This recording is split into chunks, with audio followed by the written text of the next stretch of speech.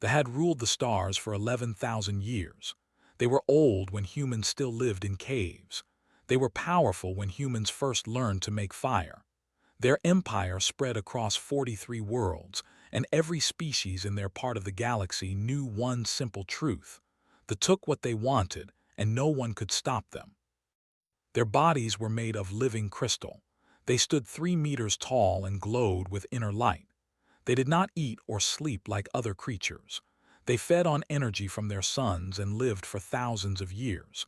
They believed they were perfect. They believed all other species existed only to serve them or die. In their long history, they had found 17 intelligent species. They had destroyed all of them. Some they killed quickly. Others they kept as slaves until there was nothing left to take. Then they killed those too. They did not feel guilt or shame about this. To them, other species were like insects, interesting to study, useful sometimes, but never equal, never worthy of respect. So when a small human ship entered their space, they were not worried. They were amused. The ship was called Magellan's Dream. It was an exploration vessel sent to map unknown regions of space.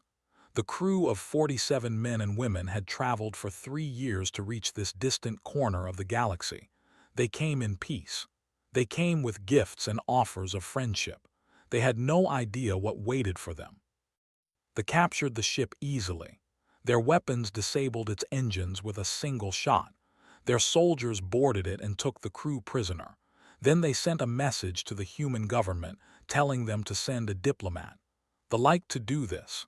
They enjoyed watching weaker species beg for mercy before the end. Ambassador Wei arrived 2 weeks later. She was a small woman with gray hair and calm eyes. She had served as a diplomat for 30 years. She had negotiated peace between human colonies that hated each other. She had ended wars with nothing but words, but she had never faced anything like the High Council met her in their great hall on their home planet. The hall was carved from a single massive crystal that took 10,000 years to grow. Light danced through its walls in colors humans could not name. 12 elders sat in a circle, their bodies humming with frequencies that made Wei's teeth ache. The prime resonance was the oldest and most powerful. His crystal body was dark purple, almost black, shot through with veins of gold. He had lived for 9,000 years. He had personally ordered the extinction of 3 species. He looked at Wei the way a human might look at a bug crawling across a table. "You are the speaker for your kind," he asked. His voice was not sound but vibration, translated by machines into words Wei could understand. "I am Ambassador Wei of the United Earth Government," she replied. "I come to negotiate for the release of our people and to establish peaceful relations between our species." The elders pulsed with light. It took Wei a moment to realize they were laughing. "There will be no negotiation," the prime resonance said. "There will be no peaceful relations. Your people are now our property. Your ship is now our property. Soon, your worlds will be our property as well." Wei kept her face still. She had read the reports. She knew what they had done to others, but she had to try. "We offer trade," she said. "Knowledge, technology, culture. We have much to share. War would benefit neither of us." "War?" The prime resonance made that laughing vibration again. "There will be no war. War requires 2 sides with the power to fight. You have no power. You are small and soft and your lives are short. Your ships are slow. Your weapons are toys. We have watched your species for 50 of your years. We know everything about you." He leaned forward, his dark crystal body catching the light. "You will surrender all of your colony worlds. You will surrender your home planet. Your people will work for us until we have taken everything of value. Then you will be disposed of like all the others. This is not a threat. This is simply what will happen. The only choice you have is whether to accept it peacefully or resist and suffer more." Wei was quiet for a long moment. The elders watched her with their glowing eyes, waiting for her to beg or cry or plead. That was usually what happened. That was what made this amusing. But Wei did not beg. Instead, she smiled. It was a small smile, sad around the edges. "You have watched us for 50 years," she said, "but I wonder if you truly understand what you have seen." "We understand enough. You are a young species. Aggressive, yes, but weak. Your internal conflicts have killed more of your own people than any outside enemy. You are no threat to us." "That is true," Wei agreed. "We have killed many of our own. We have done terrible things to each other. We have built weapons and armies, and we have used them against ourselves again and again." She paused. "But I wonder if you asked yourself why." The prime resonance's light flickered with irritation. "Your internal problems do not concern us." "They should." Wei's voice was still calm, still soft. "You see, we learned something from all that death. We learned that the universe is not kind. We learned that peace is not given, it must be protected. We learned that those who cannot defend themselves will be destroyed by those who can." She touched the communicator on her wrist. "We also learned to prepare, quietly, carefully, for a very long time." The prime resonance rose from his seat. "What are you doing?" "I am sending a message to my government," Wei said. "I am telling them that you have chosen war." She looked up at the ancient crystal being without fear. "I want you to know that I tried. I want you to know that we would have been your friends. We would have traded with you and learned from you and shared the stars with you in peace." She pressed a button on her communicator. "But you chose this, remember that. Whatever happens next, you chose it." The prime resonance made a sharp sound and guards moved toward Wei. But she did not resist. She stood quietly, hands at her sides, as they took her communicator and led her away. The elders were not worried. How could they be?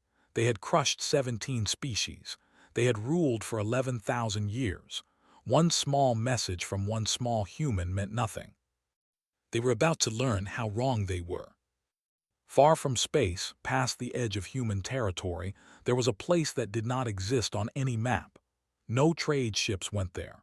No explorer vessels passed through.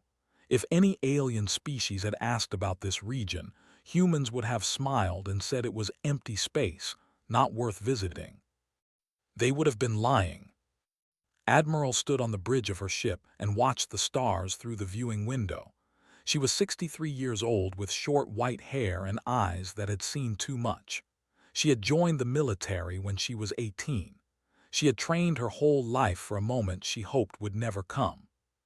Her ship was called the Remembrance. It was not like any ship the galaxy had ever seen. It did not look like human ships that visited alien ports. Those ships were round and smooth and friendly. This ship was long and sharp and built for only one purpose. Around her, 11,999 other ships waited in the dark. They had names like Never Again, Trail of Tears, and Wounded Knee. Each name was a wound. Each name was a memory. Each name was a promise. This was the Silent Fleet. It had taken humanity 200 years to build.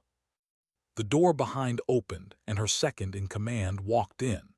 Commander David was a tall man with a shaved head and a scar that ran from his left eye to his chin.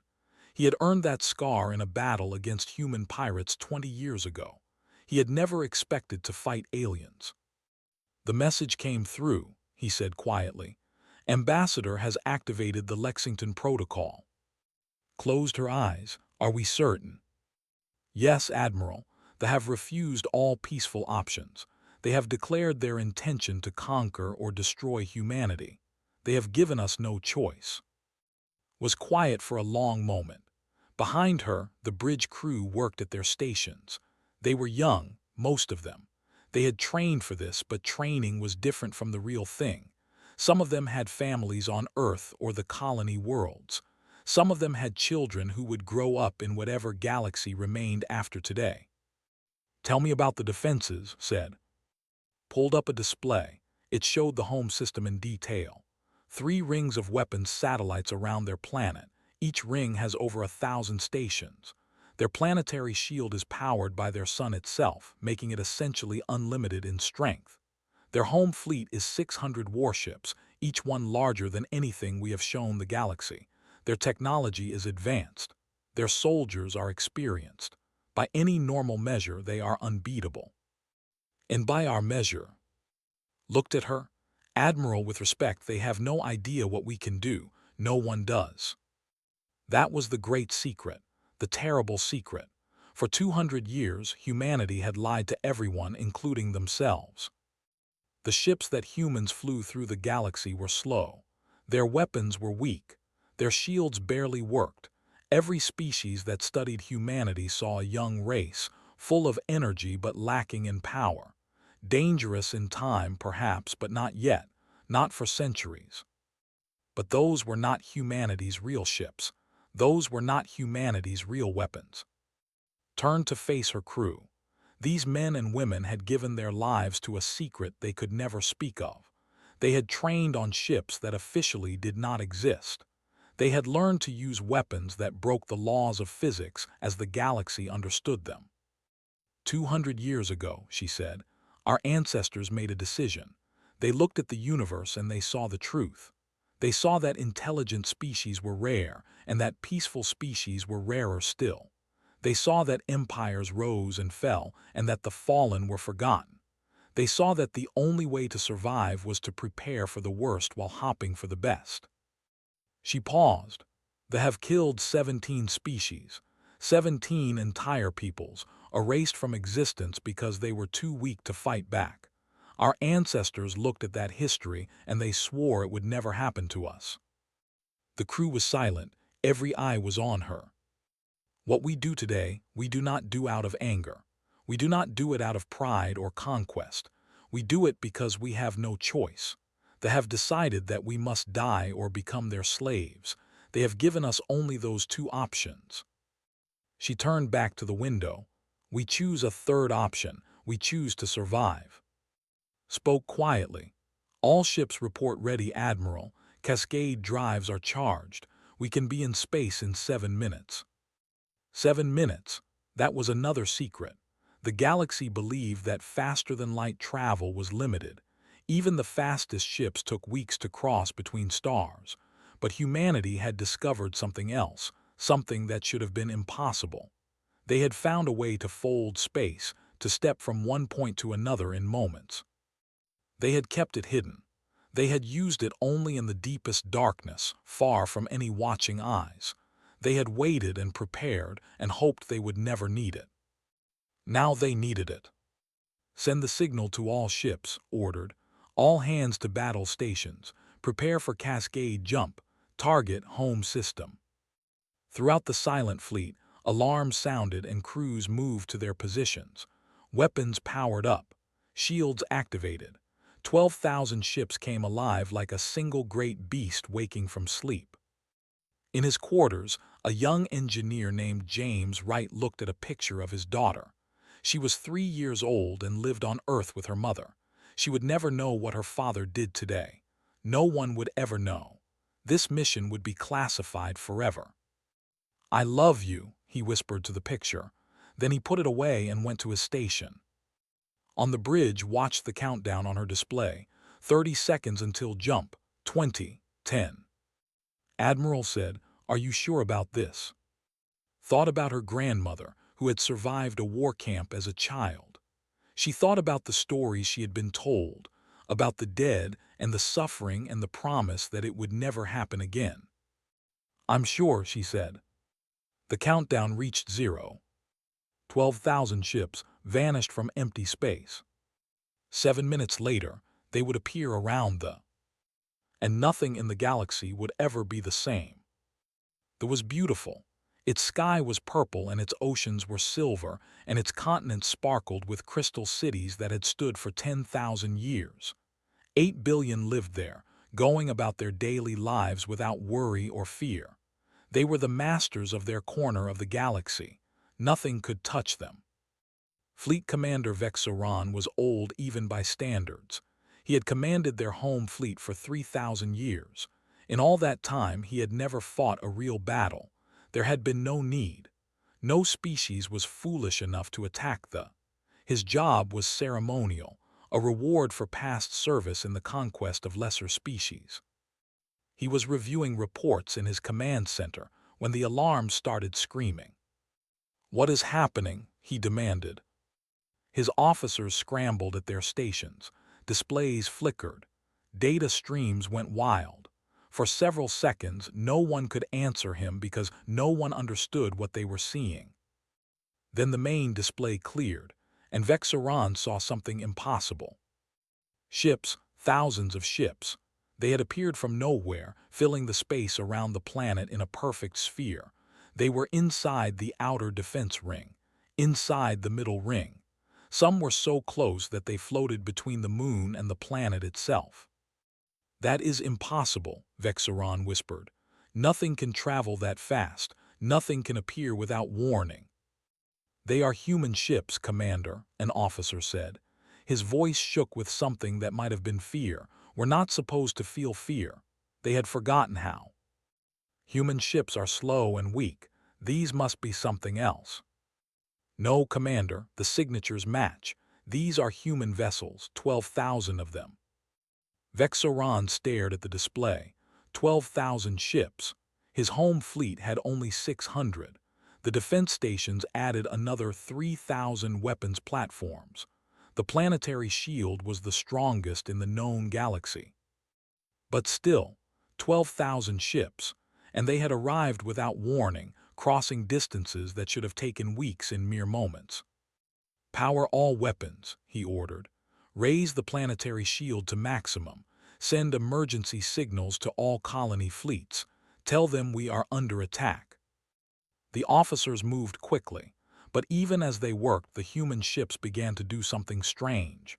They aligned themselves perfectly, each one pointing at a specific target. Defense stations, warships, communications arrays. It was as if they knew exactly where everything was, as if they had studied the defenses for years. Which Vexaron realized with growing horror they probably had. "Weapons ready, Commander. Shield at full power. What are your orders?" Vexaron opened his mouth to give the command to fire. He never got the chance. Every human ship fired at exactly the same moment, but they did not fire normal weapons.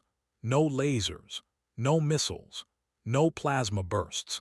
Instead, each ship released something that looked like a tear in space itself, a wound in the fabric of reality that spread outward at the speed of light.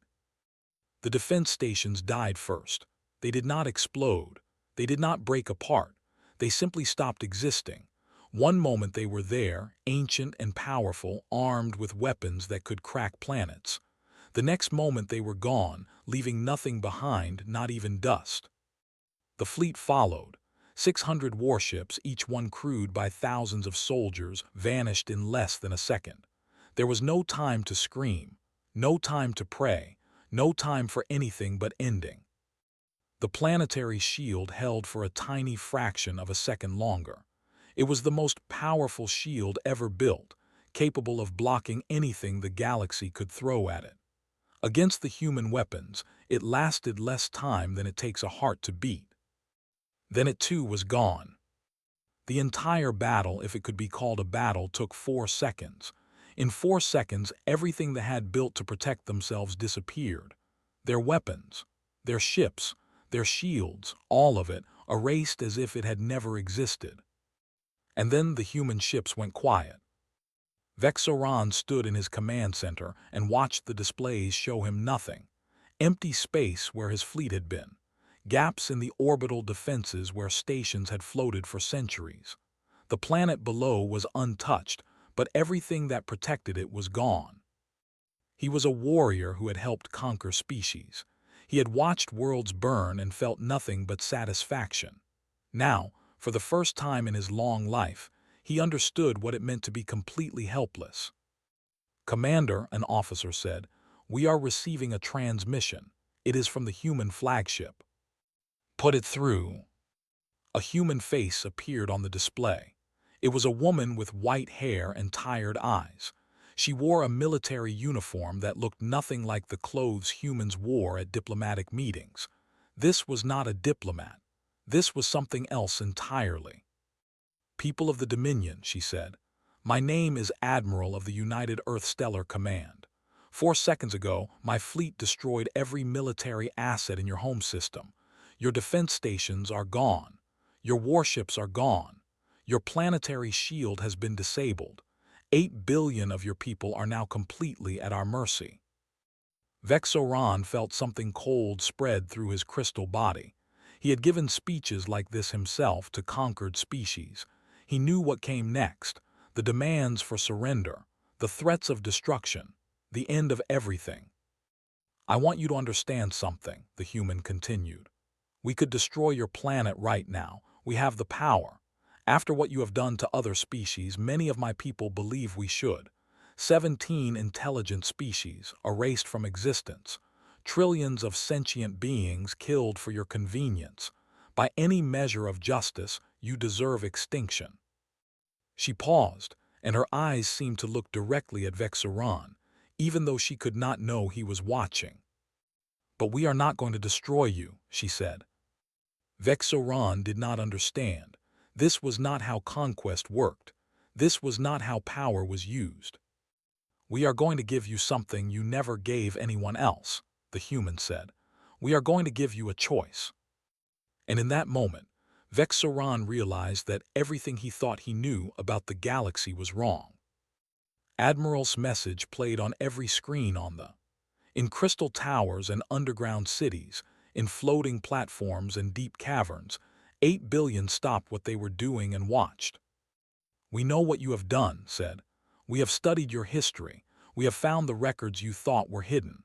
17 species destroyed. Worlds burned to ash. Entire civilizations erased because they had something you wanted or simply because you could. Her voice was calm, almost gentle. That made it worse somehow. Your leaders told Ambassador that we would be next, that our people would become your slaves, that our worlds would be harvested. They said this was not a threat but simply what would happen, as natural as gravity, as certain as time. She shook her head slowly. They were wrong.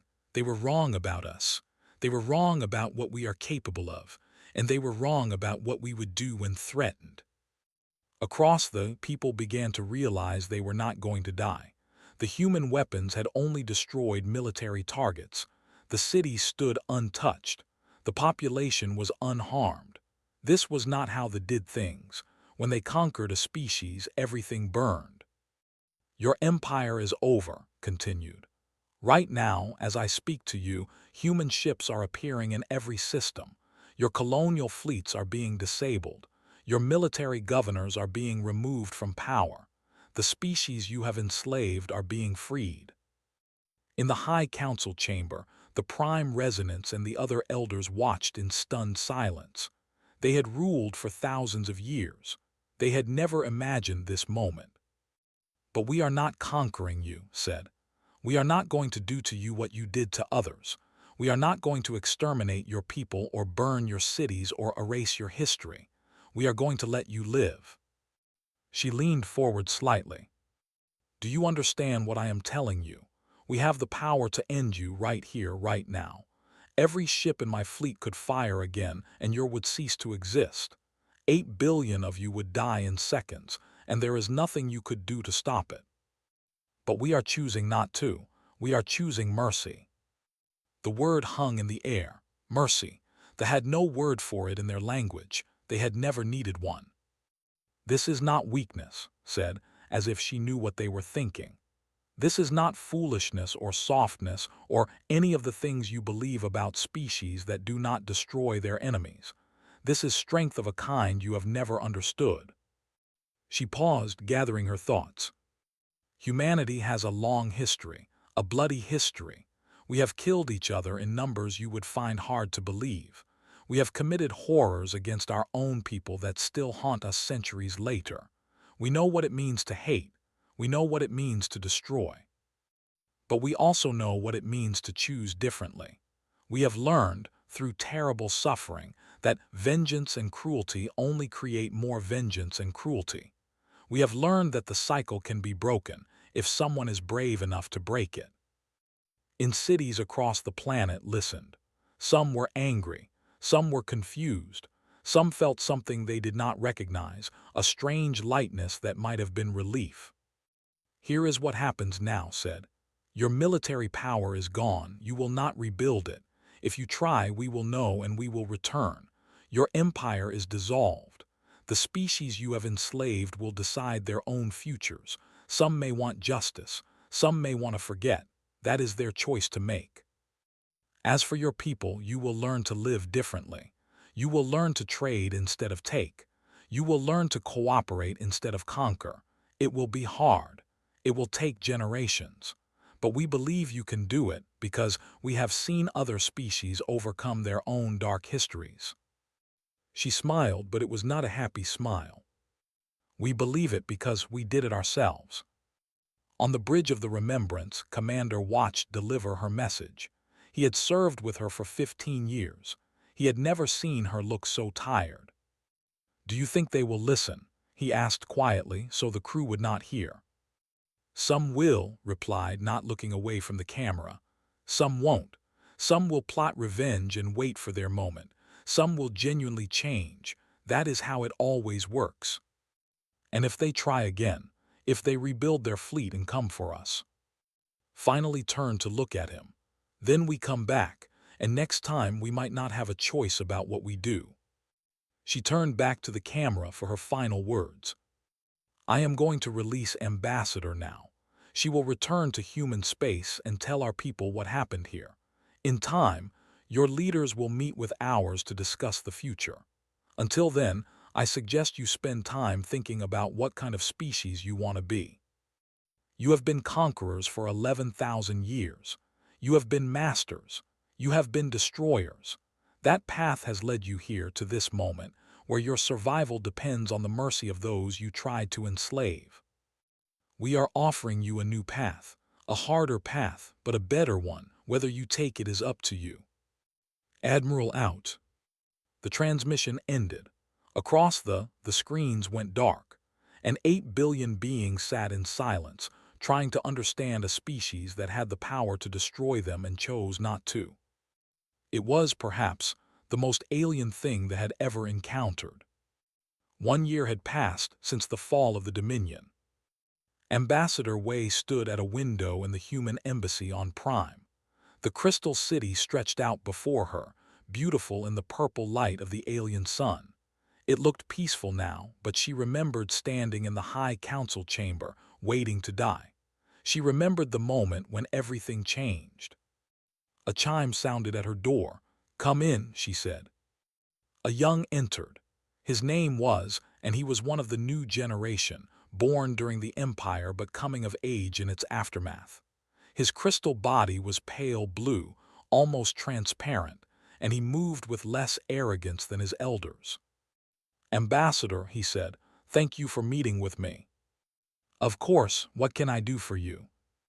Was quiet for a moment. He seemed to be struggling with something. "I have been studying human history," he said finally. "The archives your people have shared with us. I have read about your wars, your genocides, your crimes against your own kind." Nodded. "We did not hide any of it. We thought you should know who you were dealing with." "I do not understand," said. "Your species has done terrible things, things that are similar to what we did, but you stopped, you changed. How, why?" It was the question had been expecting. The question all of the young were asking, in their own ways. "It was not easy," she said. "And it was not fast. It took generations.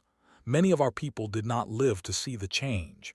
Many died fighting for a better future they would never experience themselves." She walked to a chair and sat down, gesturing for to do the same. "We changed because we remembered," she continued. "We built monuments to our victims. We wrote books about our crimes. We taught our children the truth about our history, even the parts that shamed us. We refused to forget." "But why?" asked. "Forgetting would be easier. Pretending the past did not happen would be simpler." "Because if you forget, you repeat. That is the lesson we learned. Every time we tried to bury our past, it came back. The hatreds we thought we had overcome would rise again, wearing new faces. The only way to truly move forward was to carry the weight of the past with us. His crystal body flickered with colors had learned to recognize as confusion. You carry guilt. Guilt, memory, responsibility. We carry all of it, not to punish ourselves but to remind ourselves. We remember the camps so we will never build them again. We remember the bombs so we will never drop them again. We remember the slaves so we will never own them again. She paused. That is why we did not destroy you. That is why we showed mercy, because we know what we are capable of. We know the monster inside us, and we know that the only way to control it is to never forget it exists. Was quiet for a long time. Outside, the alien sun began to set, casting long shadows across the crystal city. My elders say you are weak, he said finally. They say you spared us because you did not have the courage to finish what you started. They say you will regret this decision. Some of them probably believe that, agreed. Some of them are probably plotting revenge right now, waiting for their chance. We know this. And yet you still chose mercy. Yes, because mercy is not about the person who receives it. Mercy is about the person who gives it. If we had destroyed you, if we had killed 8 billion of your people, we would have become something we swore never to become again. We would have proved that we learned nothing from our own history. She stood and walked back to the window. Your elders are wrong about us. We are not weak. We showed you exactly how not weak we are when we erased your fleet in 4 seconds. We spared you not because we could not destroy you, but because we could and chose not to. That is strength, real strength. The strength to have power and not use it. The strength to break the cycle of violence instead of continuing it. That is what we hope you will learn. Stood as well. Some of us are learning, the young ones. We are studying your ways, trying to understand how you changed. And the old ones. Some of them will never change. They will die believing they were wronged, that their empire was stolen from them. But they are old. They will not live forever. Nodded. That is how change works. The old generation carries the wounds of the past. The new generation has a choice about what to carry forward. She turned to face him. What will you choose? What kind of future will you build? The young's body pulsed with soft light. I do not know yet, but I know I do not want to be what we were. I do not want to conquer and destroy. I have seen where that path leads. That is a good start, said. After left stood alone in her office. Through the window she could see the embassy courtyard where human and staff worked side by side. A year ago, such a sight would have been impossible. Now it was ordinary. Change was happening, slowly, painfully, imperfectly, but it was happening. Far away, past the edge of space, the silent fleet waited in the darkness. They were still ready. They would always be ready. Humanity had learned never to lower its guard, never to trust that peace would last forever. But they had also learned something else. They had learned that the future was not fixed, that enemies could become neighbors, that cycles of violence could be broken by those brave enough to try. They had chosen war. They had expected an easy conquest and found instead a power beyond anything they had imagined. They had been shown destruction and then been offered life. Now they had a choice to make, the same choice humanity had made long ago in the darkness of its own history. They could choose hatred. They could choose revenge. They could spend generations plotting to rebuild their empire and make humanity pay. Or they could choose differently. They could learn from their defeat. They could grow beyond what they had been. The galaxy was watching, and somewhere in the darkness, humanity was watching too. Waiting, hopping, ready for whatever came next. Because that was what humanity did. That was what humanity had always done. They survived, they remembered, and they never stopped hopping that tomorrow might be better than today.